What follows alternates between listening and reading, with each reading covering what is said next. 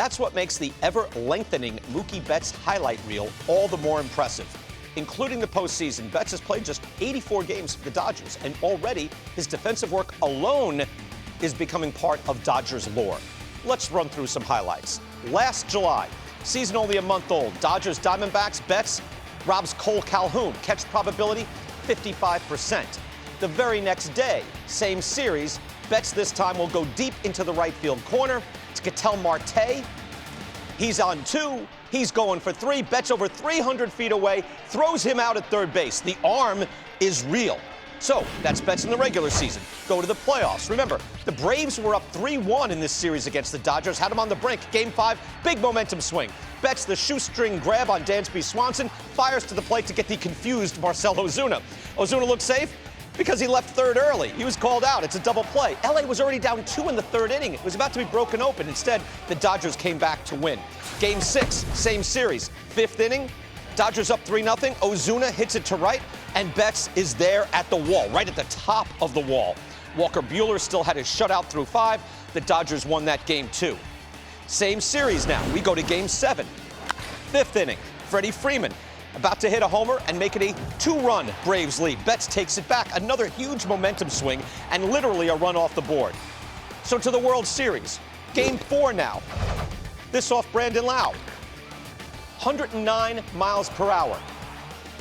That's a 40% catch probability. Now, we're not going to get into all his World Series highlights. This is defense only, which is why we bring it up to this weekend. And that's why this catch probability is so valuable. Betts about to make the big-time catch here. Tommy Pham, 2 outs, 2nd and 3rd. Could have tied the game. Obviously, a game-saving catch. But he also got a great jump, covered a lot of ground. Catch probability, 10%.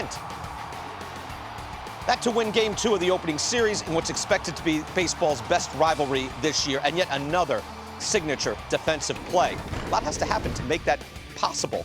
And it's not flukish. Betts doesn't just make big plays, it's part of his overall excellence. Going back to 2016, Betts is far and away the major league leader in defensive runs saved, ahead of defensive stalwarts Andrelton Simmons, Kevin Kiermaier, Nolan Arenado, Nick Ahmed, a shortstop. You know, for years, fans talked about DiMaggio, Brooks Robinson, Ozzie Smith. Great defense like that. Mookie Betts level now. That's rare. So I hope you enjoy it. A lot of things do have to happen. Dan O'Dowd is here. Joel Sherman is here. Your thoughts on that? I mean, the timing has to be just right. And yet, think of all the great plays we've gotten to see from Betts in a very short period of time. So it caused a little bit of a stink when we were doing it during the offseason. We were doing the best players right now. And I said I would take Betts 1. Right. And this was the reason. And I understand Mike Trout might be the best baseball player I've ever seen play. He's in that conversation. But I think one of the things that gets lost, and I am, as you know, clearly not anti-analytical, but gets lost in the analytical is you do got to play the game and win the game. Within the context of trying to win a baseball game, I don't think there's anyone like Betts in the sport. I just think he helps you every day in every way. Some of the stuff you showed in there, like, these are big moments. This isn't like some great catch when you're winning 11-1. These are postseason catches. This is San Diego and the Dodgers playing like a playoff game in April.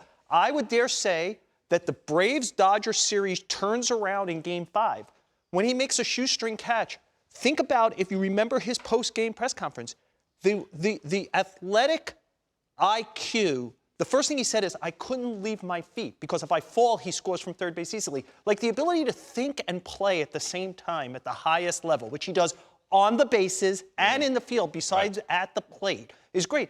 The great catch against the Padres, he's playing center field. Like, Bellinger's out. Like, you move him there and he's an elite center fielder.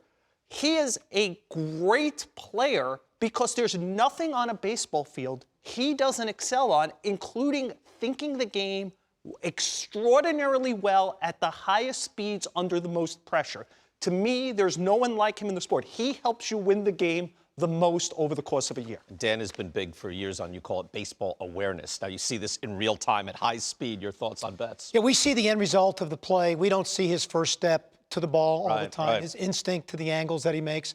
The play that you just saw, and Joel talked about it, think about the fact, BK, he's at full speed, he makes the dive, but he has the awareness to take his other hand and push the ball into the glove, because if you look at the replay, he could have very easily, that ball could have popped out if he didn't follow with. Because he gets it in his heel. Correct, yes. Yep. And, you know, if you think about it, the only position for me historically where a defensive player has taken over the league, so to speak, is the position of shortstop.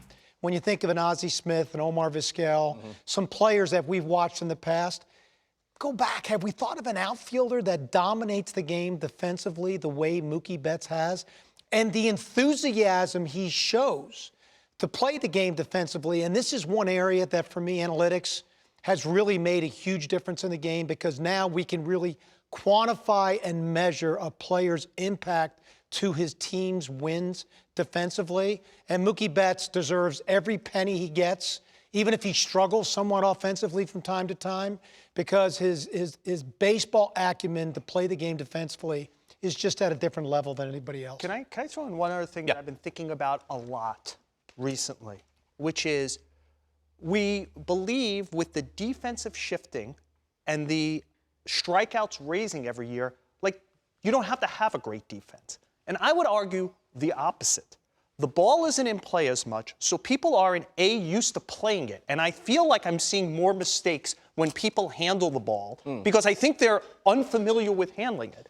But also, even with the strikeouts, walks, and hit by pitches, more than 65% of plays end with a ball in play. Even as that number gets smaller, that means you better be able to play it when it's in play. That's going to be the difference. This side striking out a lot, that side striking out a lot. It's hard to get runners around the bases. If you're giving up extra bases in a sport where it's hard to get extra bases unless you hit it out of the stadium, I think the value of great defense, which gets poo-pooed because, I'll just play my shortstop here and my second baseman there, I actually think it's as important as it's ever been.